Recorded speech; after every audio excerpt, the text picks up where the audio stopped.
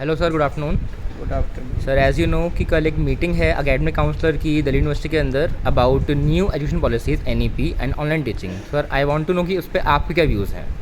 भाई साहब, ये एकेडमिक काउंसिल होता है और दूसरा चीज़ है कि कोई भी रूल रेगुलेशन लागू होता है तो ये उसको पहले देखते हैं और उसके बाद करते हैं। तो मुझे मतलब ये कहना है कि भाई जो हमारे ACAC के मेंबर हैं वो जो भी यूनिवर्सिटी के टीचरों के लिए अच्छा होगा वो करेंगे। दूसरा संवेदनशील मुद्दा ये है कि भाई जो टीचर पढ़ा रहे हैं बस वो रिप्लेस ना हो, बाकी पॉलिसी में कोई गड़बड़ नहीं है। क्योंकि आज भी जो 25.8% बच्चा हायर एजुकेशन में आ रहा है, तो प्रधानमंत्री जी का जो ड्रीम है कि इसका संख्या बढ़ाई जाए। और दूसरी चीज़, गरीबों को कौन सी शिक्षा मिल रही है आज की डेट में। मतलब ठीक है कि एक तरफ टीचर पसीना बहा रहे हैं, सब आ रहे हैं, दूसरी तरफ 10-15-20% टीचर ऐसे हैं जो क्लास नहीं लेनी, ट्यूटोरियल नहीं ले। ट्यूटोरियल का तो नाम कागज़ पत्र में लिख रखा है, कोई देखने वाला नहीं है। टीचर इंचार्ज पूछ नहीं रहा, कॉलेज प्रिंसिपल पूछ नहीं रहा, जो चल रहा है। तो ये सब चीज़ सरकार को पता है कि उनको क्या करना है। तो मेरे हिसाब से कुछ हमारी कमी है, कुछ हमारे 10-20% टीचरों ने भी मतलब हमें इस कमी की ओर धकेला है। तो उन सबको ये NEP इसको सही करेगी। अब क्या है कि जब जो सोशल जस्टिस के बच्चे जो बोलते हो, गरीब बच्चे, जब कोई टीचर ट्यूटोरियल नहीं लेगा, क्लास नहीं लेगा, तो सबसे ज़्यादा अफेक्ट होंगे।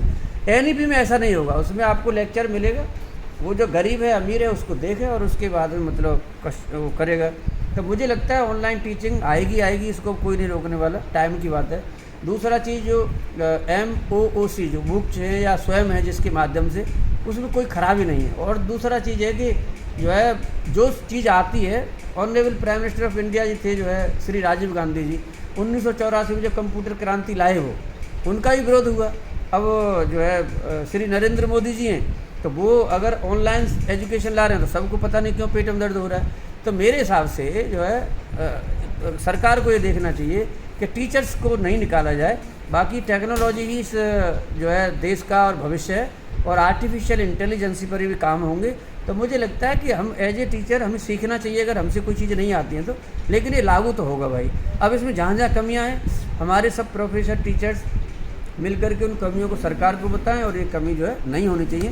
बाकी मेरा तो यही मानना है कि कल मीटिंग है और इसमें पास हो ही जाएगा, क्योंकि एक एक्सपर्ट कमेटी भी सरकार ने बनाई थी, उसकी की रिकमेंडेशन के आधार पर ये सब काम होंगे। पूरे ऑल इंडिया के इतने सारे टीचर्स हैं, उन सब की लेकर के तभी तो ये NEP बनी। ऐसा थोड़ा क्योंकि प्रधानमंत्री जी ने खुद ही बना दी हो। तो कैबिनेट ने इसको 29 जुलाई 2020 को मतलब पूरे भारत में लागू कर दिया गया है। 29 जुलाई 2021 को प्रधानमंत्री जी ने बहुत सारे उद्घाटन किए हैं कि हम इसको कैसे अच्छा करें। तो नया एजुकेशन पॉलिसी में तो कोई विरोध है नहीं मेरा, वो तो सही है। हाँ, टीचर को नई टेक्नोलॉजी सीखने में थोड़ा सा टाइम मिलेगा तो वो भी अच्छे हो जाएंगे।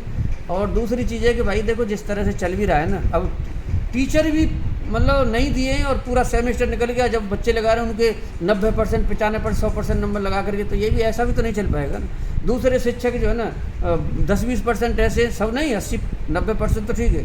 10वीं पर उन्हें ट्यूटोरियल से मतलब ना, कोई क्लास का A सेक्शन हो गया, B हो गया, दोनों को मर्ज कर लिया तो पढ़ा रहे हैं, और अपने घर पे किताब लिख रहे हैं, वहाँ से लिख ली, वहाँ करोड़ों रुपए की रॉयल्टी ले रहे हैं। तो ये कौन सा कॉलेजों को दे रहे हैं? तो ये तमाम चीज़ें ऐसी हैं कि जो हमारे शिक्षक के खिलाफ थी, तो इसकी वजह से सरकार को भी इसे मिला।